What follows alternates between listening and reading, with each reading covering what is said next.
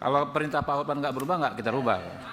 Ya kalau bisa diperinci lebih lanjut, karena memang itu sangat menyedihkan. Selama ini kita antar klien ke KPK, kita disuruh diduduk kayak patung di bawah. Pak Jokowi diperiksa, pengacaranya duduk di belakang. Itu sangat tidak ada harga diri pengacara. Terima kasih pimpinan Komisi 3 dan semua anggota Komisi 3 yang saya hormati. Saya datang karena diperintah oleh Ketua Komisi 3 harus datang. Ya, jadi ini perintah nih, suruh datang. Kebetulan memang ada beberapa yang mau saya suarakan. Saya memang selama 43 tahun sebagai pengacara mendominasi perkara-perkara raksasa bisnis.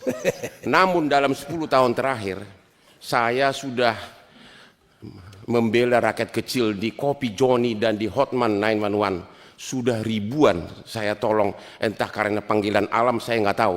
Saya tidak mencari popularitas karena memang saya sudah populer.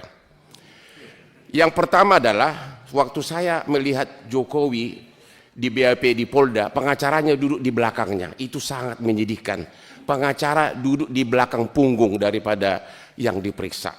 Terima kasih kepada Komisi 3 yang telah memberikan hak kepada tersangka ataupun terlapor ataupun saksi untuk didampingi oleh pengacara selama proses pemeriksaan baik penyelidikan maupun penyidikan. Mudah-mudahan itu tidak berubah. Nggak berubah kan Pak? Kalau perintah Pak Hotman nggak berubah, nggak kita rubah. Ya kalau bisa diperinci lebih lanjut, karena memang itu sangat menyedihkan. Selama ini kita antar klien ke KPK, kita disuruh diduduk kayak patung di bawah. Pak Jokowi diperiksa, pengacaranya duduk di belakang. Itu sangat tidak ada harga diri pengacara. Yang kedua, Indonesia ini menurut Bank Dunia 194 juta penduduk miskin dari 280 juta. Berarti 194 juta tidak mampu menyewa pengacara. Jadi pra peradilan itu adalah salah satu kunci utama untuk mengetes apakah KUHP dan dilaksanakan dengan benar. Namun ketentuan mengenai pra peradilan ini masih terlalu umum. Hanya sebatas penahanan dan sebagainya. Harusnya ada pasal yang jelas-jelas mengatakan bahwa salah satu alasan pra peradilan adalah apabila hak tersangka saksi sesuai dengan ketentuan perundang-undangan dilanggar dan pelanggaran KUHP berhak mengajukan pra peradilan. Itu akan sangat membantu untuk rakyat miskin terutama. Ya. Yang berikutnya adalah mengenai penyelidikan maupun penyidikan. Penyelidikan adalah ajang paling bagus bagi penyidik untuk cari rezeki. Yang datang ke Kopi Joni itu adalah kalau dia sebagai pelapor dalam penyelidikan SP2HP keluar, kasusnya dihentikan. Kalau dia sebagai terlapor langsung jadi tersangka dan tidak ada upaya hukum. Karena kalau masih dalam penyelidikan tidak ada upaya hukum, tidak boleh pra peradilan.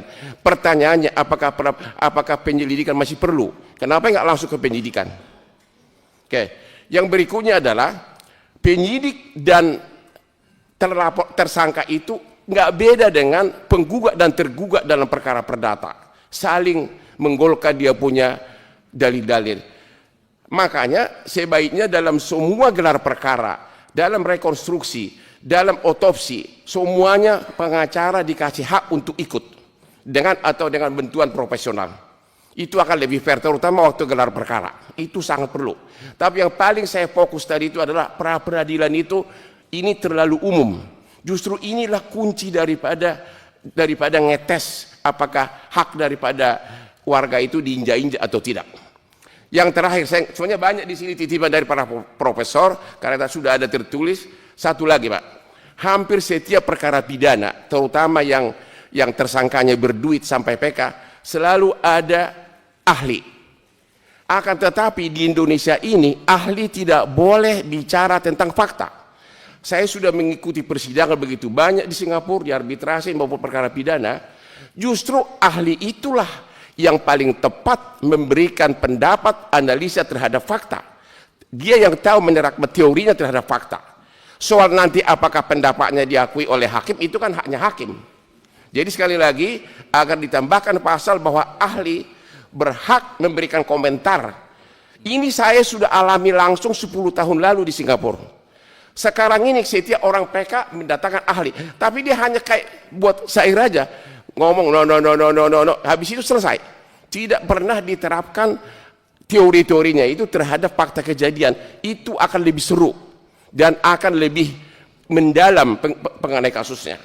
Saya kira hanya itu aja. Tolong saya hanya fokuskan pra-peradilannya itu terlalu umum. Rakyat haknya terinjak-injak. Justru itulah kesempatan untuk menghentikan kasus. Jangan hanya soal sah tidaknya penahanan, tapi setiap hak daripada tersangka maupun saksi yang dilanggar menurut peraturan perundang-undangan ataupun yang melanggar KUHP berhak sebagai alasan pra-peradilan. Itu baru Komisi 3 menjadi pahlawan. Jangan lupa, yang datang ke Kopi Joni itu dulu-dulunya berkuasa loh Pak. Ada yang tentara, ada yang Komisi 3, ada yang DPR. Tapi ada waktunya bapak-bapak itu akhirnya pensiun. Pada saat itulah Anda tidak punya power. Pada saat itulah anak cucu saudara datang ke Kopi Joni mengemis-ngemis keadilan. Jadi kalau kalian bikin sekarang yang lengkap, Anda menjadi pahlawan. Terima kasih.